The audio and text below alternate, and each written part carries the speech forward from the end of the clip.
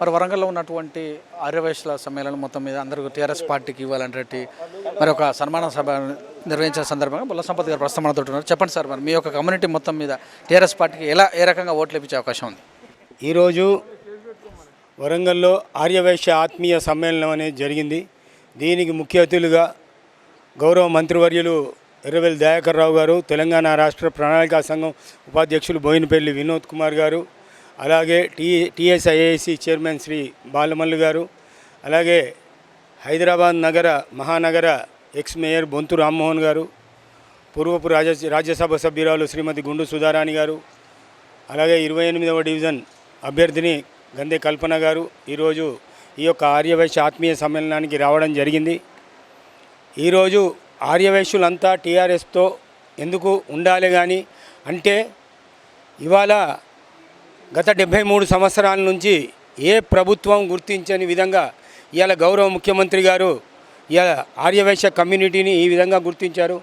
4 corporation చైర్మన్లు అయితేనేమి, ఒక ఎమ్మెల్యేగా, ఒక ఎమ్మెల్సీగా, అలాగే ఒక మేయరు, 11 మంది మున్సిపల్ చైర్మన్లు, ఎంతోమంది కార్పొరేటర్లు, కౌన్సిలర్లను ఇవాళ దేవాలయాలకు చైర్మన్లుగా, దేవాలయాల మెంబర్లుగా ప్రతి దాంట్లో ఇవాళ ఆర్యవైశ్యులు ఉండే విధంగా మమ్మలను గుర్తించిన వారు ఓన్లీ శ్రీ గౌరవ్ కేసీఆర్ గారే గుర్తించారు.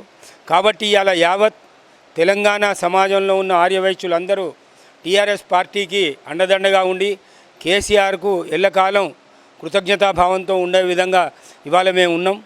ఇవాళ ఆర్యవైశ్యులు అంటే ఒక ఆర్యవైశ్యులు ఓటేసేది కాదు. ఒక ఆర్యవైశ్యుడు అంటే మినిమం ఒక 100 ఓట్లు వేయించగల కెపాసిటీ అనేది ఉంటుంది. పొద్దున్న లేస్తే వాళ్ళ దగ్గరికి ఎంతోమంది వ్యవహారాలలో వచ్చిపోయే వాళ్ళు ఉంటారు. వాళ్ళందరికీ చెప్తే మినిమం 100 ఓట్లు ప్రభావితం చేయగలుగుతాడు ప్రతి ఒక్క ఆర్యవైశ్యుడు. యావత్ తెలంగాణలో ఇవాళ యావత్ ఆర్యవైశ్య జాతి మొత్తం టీఆర్ఎస్ పార్టీకి అండదండగా గౌరవ ముఖ్యమంత్రి కేసీఆర్ గారికి వారికి కృతజ్ఞతాపూర్వకంగా వారికి ఉన్నారు. ఇవాళ ఉప్పల్ బగాయత్లో 150 కోట్ల విలువైన 5 ఎకరాల స్థలం కూడా కేటాయించడం జరిగింది.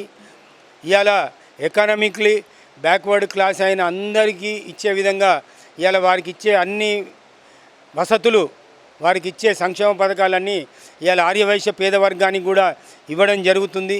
ఈ విధంగా అన్ని సంక్షేమ పథకాలలో పేద ఆర్యవైశ్యులకు అన్ని సంక్షేమ పథకాలు వర్తించడం కూడా జరుగుతుందని చెప్పి ఈ సందర్భంగా మేము మనవి చేస్తూ జై తెలంగాణ, జై కేసీఆర్.